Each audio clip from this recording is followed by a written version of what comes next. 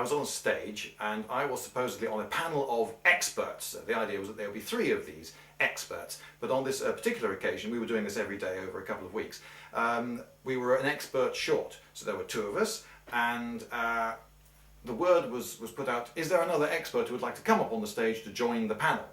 Now, the 2 of us who were on the stage were both men, and there were calls from the audience that the 3rd expert had to be a woman.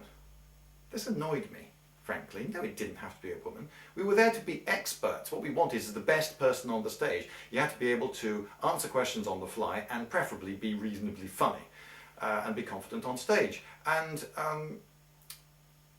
why did the next person have to be a woman? Even if it had to be representative, her being a woman wouldn't really make us representative. I mean, the 2 of us, we were both British, we were both tall, we were both male, yes, we were both Lindy Hop teachers, we were both dazzlingly intelligent, and so forth. There are lots of other similarities, of course, between us. So in order for the 3rd panelist to make the panel more representative of humanity, it would have to be, okay, a woman, but she would have to be short, stupid, incapable of teaching Lindy Hop, etc. Do you see, getting a person up to represent a demographic is not actually the best reason. You want the best person for the job. We wanted the best panelist. And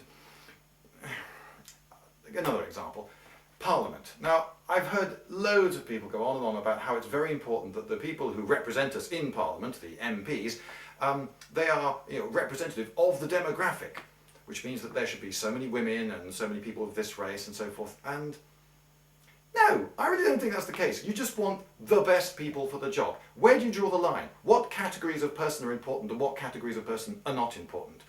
You might say that sex, male or female, is important. Well, maybe it is, but I'm not sure it's that important. But what else? What about intelligence, for instance? Half the population of Britain, this is quite frightening actually, half the population of Britain is of below average intelligence. Did you know that?